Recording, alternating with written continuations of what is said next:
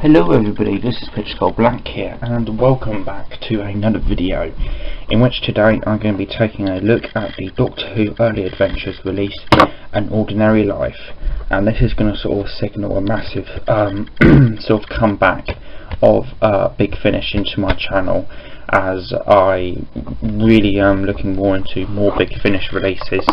At this point in time I've bought quite a few more actually, and I will be buying a lot more in the future. But either ways, on to a review of this Big Finish release, An Ordinary Life. So for the cover we have Doctor Who, Peter Purves and Jean Marsh in An Ordinary Life by Matt Fitton, featuring Ram John Holder, Brand New Adventures, The Early Adventures, Big Finish there, and we've got a nice sort of picture of the first Doctor in sort of a tinted sort of red colour.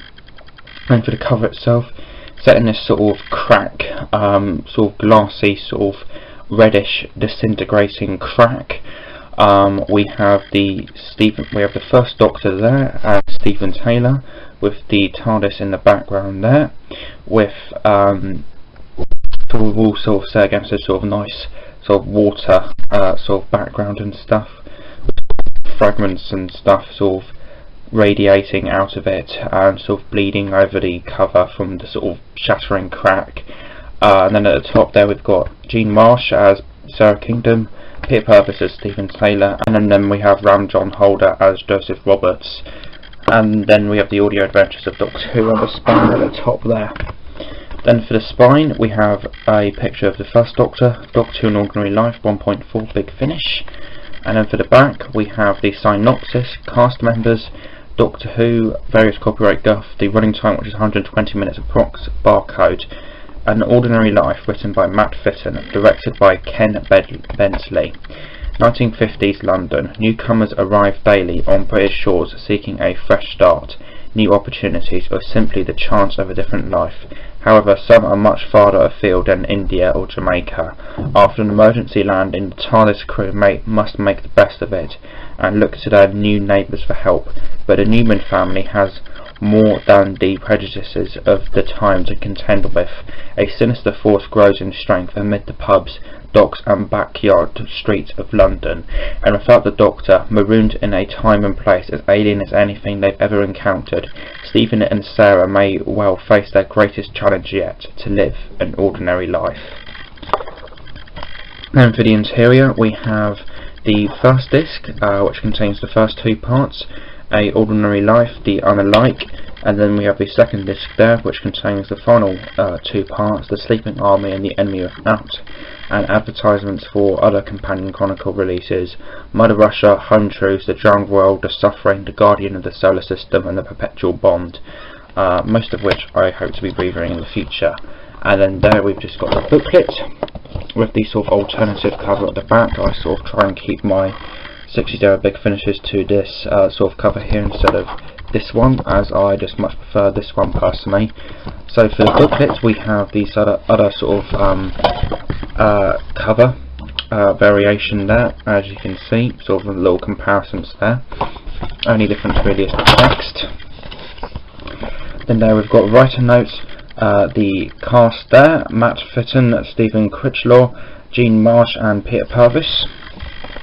Producer notes, a very nice picture of Jean Marsh and Peter Purves there.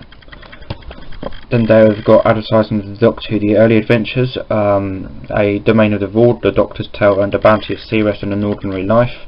Might be reviewing Bounty of Sirius in the future. And then there we've just got credits there.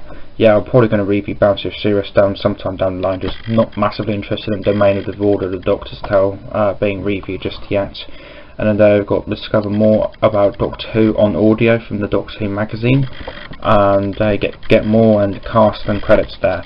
And then there you've got the alternative cover, which I really like. With the presentation of this audio release out of the way with, what is the general consensus and my own personal thoughts and opinions on An Ordinary Life?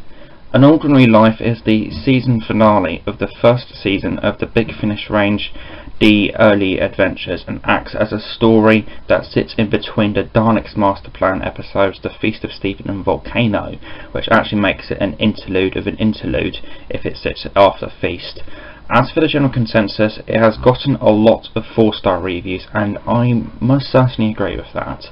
This is a 4-part story focusing on the situation of where the TARDIS is forced to make an emergency landing because of an attack from some unknown force, which in turn knocks the Doctor out, leaving this being a very Doctor-like story, with him only really coming into play in the 4th episode. Stephen and Sarah have to take refuge with other people in their home, namely the Newman family, to live an ordinary life whilst they figure out what's going on, whilst more layers of the attack from the unknown force is piled on.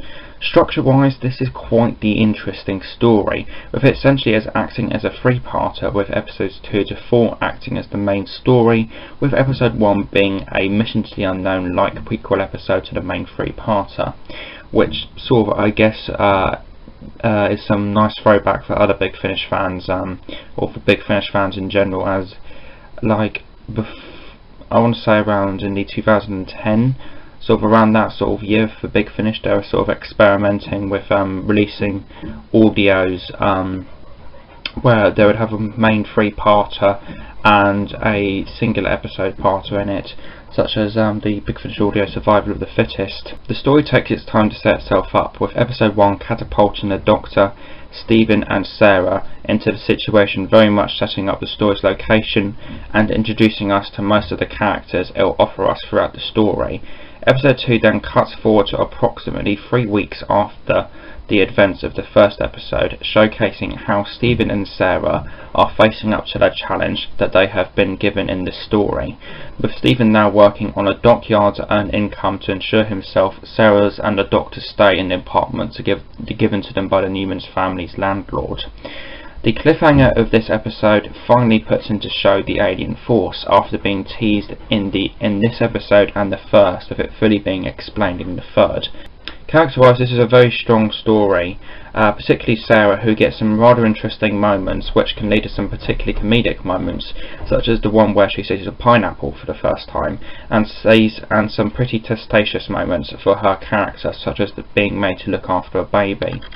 However, there is one questionable moment, I would say, in the entire story about her that will stick out in my mind for ages.